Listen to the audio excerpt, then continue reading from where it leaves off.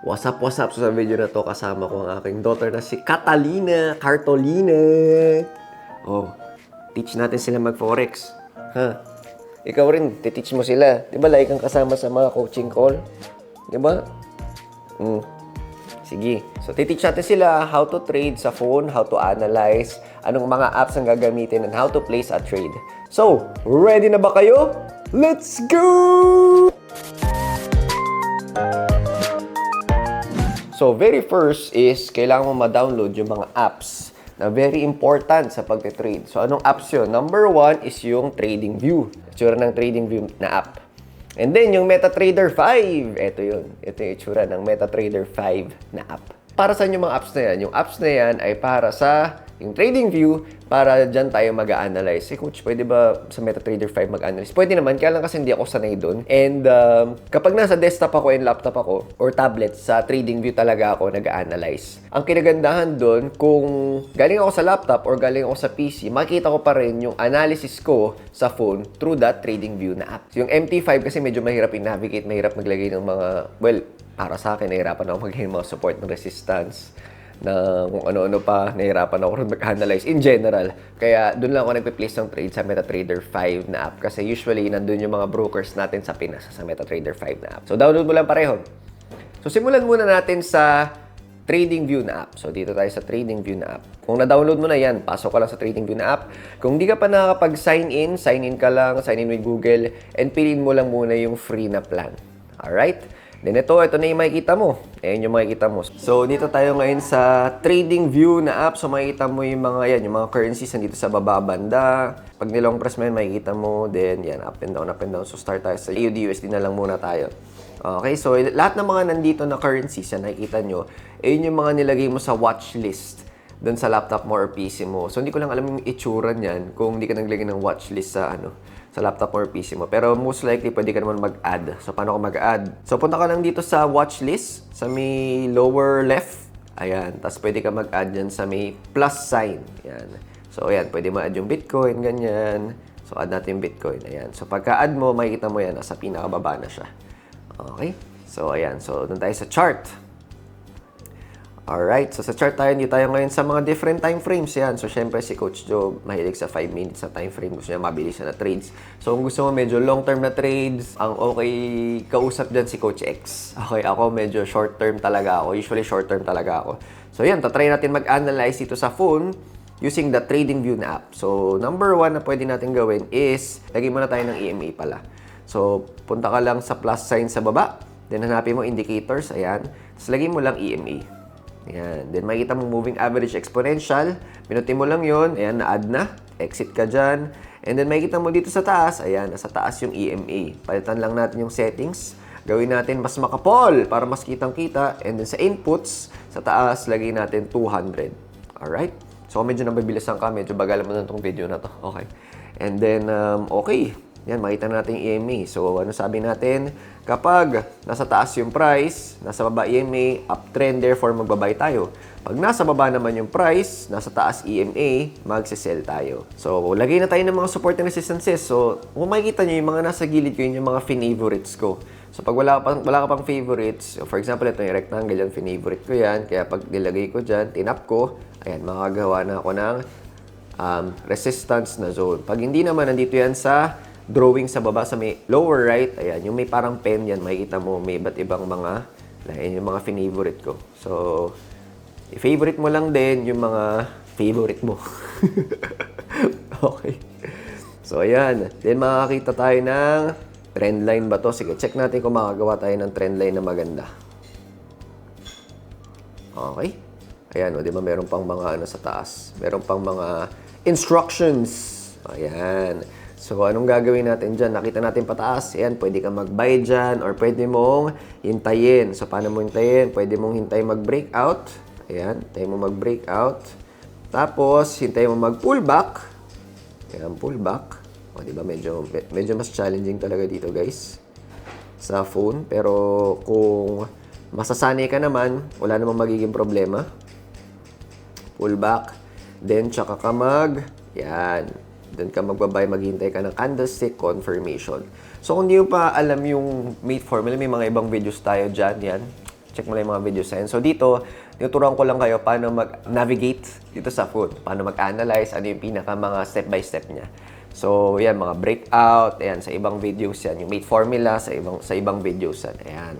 Okay? So, ganun lang kadali. Yan, nakapaglagay tayo ng trend line, nakapaglagay tayo ng mga hinihintay natin para makapag-prepare tayo. Problema kasi sa iba, lalo na pag nasa phone, no, nahihirapan mag-analyze or tinatamad mag-analyze, ang ginagawa nila, kung ano makita nila, iti-trade na lang nila.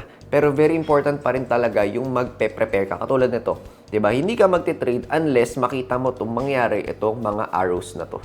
Diba? Unless makita mo na umangat nga talaga, then bumaba, then tsaka ka maghanap ng candlestick confirmation. Other than that, hindi ka pwede mag-trade. Okay? Well, para sa akin yun. Kasi dati tinry ko na pagkakita ko sa chart, may nakita ko trade agad. Lalo na nasa 5-minute time frame ako. Sobrang bilis, hindi pa ako nakakakompute ng lot size, hindi ko alam saan yung exit, saan yung TP. So, nagmamadali ka. Therefore, mas mababa talaga yung win rate or baka magkagulo-gulo yung risk-to-reward ratio mo. So, para sa akin, preparation is key. Okay, so try naman natin ulit yung iba naman na currency. Try natin yung Euro USD. Okay. Okay, so medyo similar siya, pero sige, lagyan na lang natin ng rectangle na chart pattern para medyo iba. Ayan. Okay, so ganun din. Hinihintay din natin kung saan siya magbe-breakout, pataas ba or pababa. So, maghihintay tayo. So, kung gusto mo mag-set ng alarm, pwede rin. So, magkakaroon ka ng notification dito sa phone mo. Ayan. So, ang gagawin mo lang, i-hold mo lang. I-hold mo lang yan. Kung saan mo gusto mag-set ng alarm. Sabihin, pag napunta yung price doon, mag-a-alarm siya sa phone mo or mag-notify siya. So, ayan. Yung plus sign lang sa gilid, yan yung black. Lagay mo lang. Tapos, lagay mo lang add alert on Euro USD at 1.07. Ayan. So, may alert ka na dyan. So, kung titignan mo, ayan. Pag napunta dyan yung price, sa black na traced line na yan, mag-a-alert siya sa'yo. Then, therefore, pwede ka mag-analyze from there or kung na-hit mo na dyan, check mo lang and then mag-trade ka na sa MetaTrader 5. Okay, so ang tanong, paano naman ako mag-trade sa MetaTrader 5? Okay, simple lang. So, pupunta tayo sa MetaTrader 5 na app. Yan, pindutin lang natin. And then, ayan, nandyan na tayo sa AUD-USD. Kung titingnan nyo, pareho talaga yung price nyan and yung paano gumalaw yung charts dun sa trading view. Check natin. Ayan. So, very similar talaga siya. Except na lang kung may konting iba, dahil yun sa broker, pero usually talaga very similar siya. Okay? So, yan. Nakita natin. For example, dito gusto natin mag-buy. Diba? So, sanabi natin na, sige, time to buy na. For example lang, so, depende yun kung ano hinihintay mo, ano hinahanap mo. So, let's say time to buy na. So, ang risk ko is, let's say, 1%.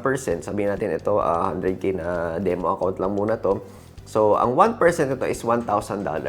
So, pwede mong gawin is punta ka sa ibang app na tawag dito position size. Yan, nakita mo yung blue na may arrows. Pwede kang pumasok dyan. Okay? And then, lagay mo lang yung account balance mo, $100,000. Then, lagay mo Euro USD. Okay, yan. Nakita mo yung Euro USD. Tapos, ilan yung risk mo? Usually, 1%. Lagay natin 1%. Then, stop loss in pips natin, 15. Okay? Pag kinalculate mo yan, makikita mo na yung 1% is 6.667 lots kapag 15 pips na stop loss. So, malalaman nyo kung paano. For example lang nari magbabay ako. Ayan, nari yan, buy. Nari lang buy. Nilagay ko muna buy stop.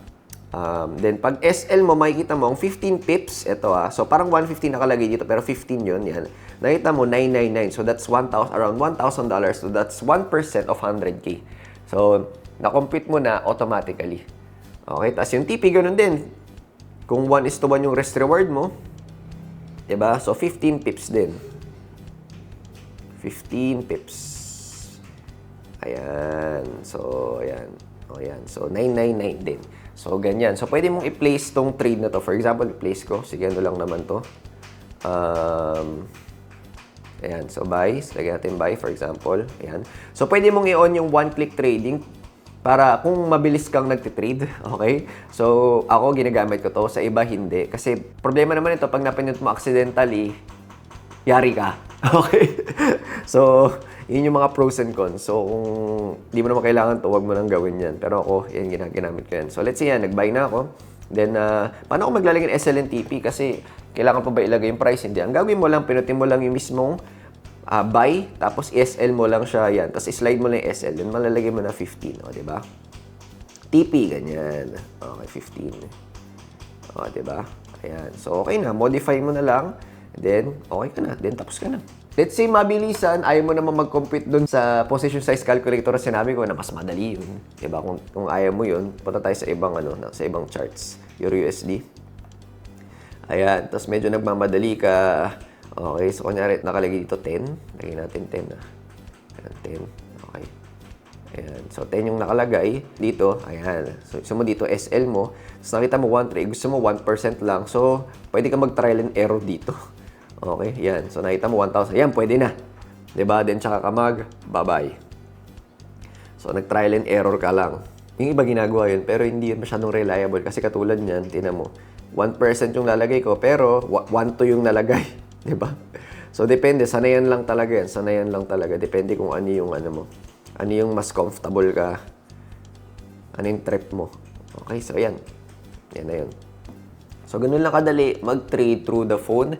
MetaTrader 5, dun ka mag-trade. Nandun yung demo account mo, nandun yung live account mo, or kung saan ka mag-trade na broker or prop firm. And then, TradingView, dun ka nag-a-analyze. So, ayos ba tong video na to? Pag may mga questions ka, drop mo lang sa baba. Kita-kits!